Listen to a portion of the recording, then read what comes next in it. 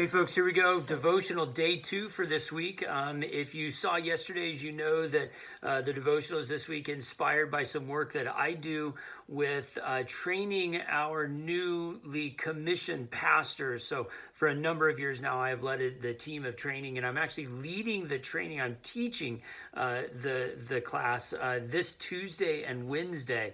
It can be long Zoom days. Usually we do this in person at a retreat center, but I'm teaching the class on Zoom. And the class that I teach is called 10 Principles for Leadership. And so we go through 10 different items that, encouraging things. Most of them are things we already know, but they're good reminders. What I'm doing this week in the devotionals is sharing the scriptural foundations for that, so that as I'm doing this work, that you're coming along with me, and as I'm doing this work for our new pastors, maybe one who's going to someday be your pastor here in Chula Vista. You can see the scriptural foundations for that. So day number 2, the leadership principle, the foundation principle is to know your people. So day number 1, to know God. Day number 2, to know your people. And the scripture that I'm going to share is from the Gospel of Mark. So turn over to the Gospel of Mark. And as you're doing that, just a quick aside, with the pastors, what we do is we share with them different strategies, different ways of them getting to know the people in their church. And it's different in every church. The first church I went to, there was 18 people there the first Sunday. It was pretty easy to get to know those folks. The next church I went to, there was about 150 people. And so I had to do it in a different way. This church, hundreds of people the first day. And so you have to sort of develop a strategy for how you get to know your people and what you do. And so that's what we're sharing with these new pastors. So Mark, I know you were turning to Mark, but I was not. So let me get there. Mark chapter 1, verse 16.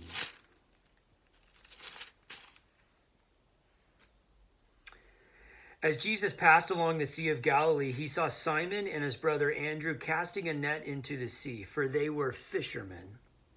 And Jesus said to them, "Follow me, and I will make you fish for people." And immediately they left their nets and followed him. And he went a little farther. He saw James, son of Zebedee, and his brother John, who were in their boat mending the nets. Immediately he called them, and they left their father Zebedee in the boat with the hired men and followed him.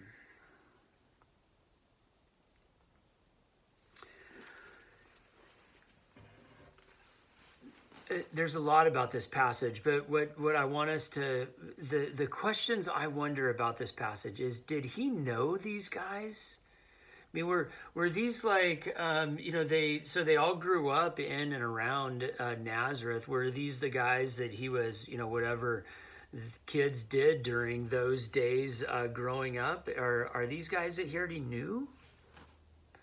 Or was he meeting them for the first time? Literally, he's walking by the seashore and he sees some guys out there and he just calls them. Now, it says that it gives their names and it says who their father was, but those are not his words. So it's unclear to me whether he knew them, he had a prior relationship with them, or whether he's calling them as a complete stranger. But it's fascinating that they just go. I don't know about you, when you're walking down the street and some complete stranger calls you, how many of us are willing to give up our entire lives and go? But this is at the beginning of his ministry, and whether they had some foreknowledge of who Jesus was, or whether this was like a God moment that just compelled them to go. Whether he knew them or not, whether they knew him or not, what he did know is that they had a deeper yearning in their lives, right? They're out fishing for fish.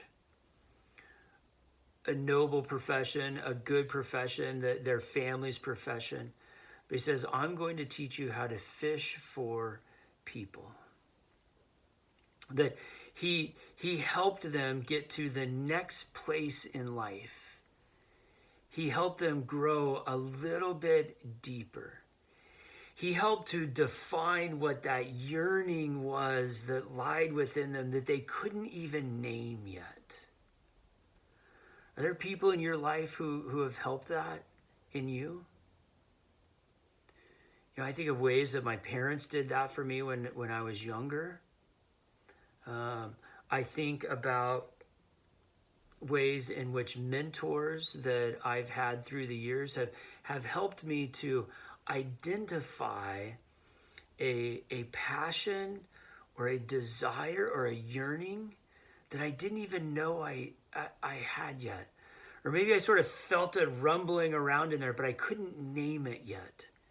And they knew me in such a way that they were able to name that which I wanted to become and that which God wanted me to become. That is what we want our pastors. That's why we want our pastors to know their people. All of us, clergy, laity, are called to be ministers of the gospel.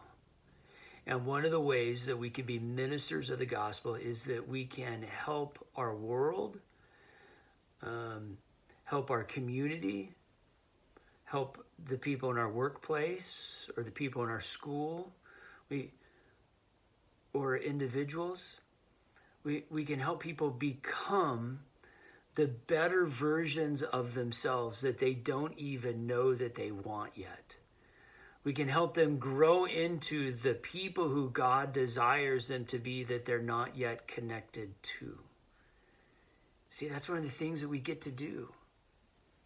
That when we build relationship with other people, that we get the opportunity to speak God into their life so that it causes them to grow and to increase.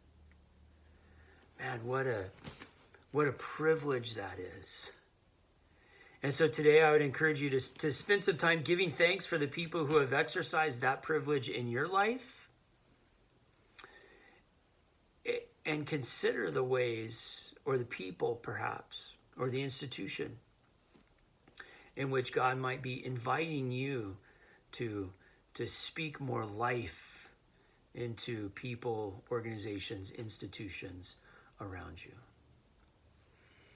Our prayer calendar this day would remind us on the 25th to be praying for Jennifer Gutierrez Jones and Miguel Amaral. These are two people from our congregation that are frontline workers. All of the prayers in August, that prayer calendar in August, deals with folks who are frontline workers during this pandemic. Jennifer and Miguel, they work in such a place that they're having to go leave their families, leave their homes, leave the safety and security of, and to go out into the world and to deal with people each and every day, face to face, in close contact. And so we are praying for their health and for their safety, and we're giving thanks for the work that they're doing as essential workers. God bless you. Have a great day.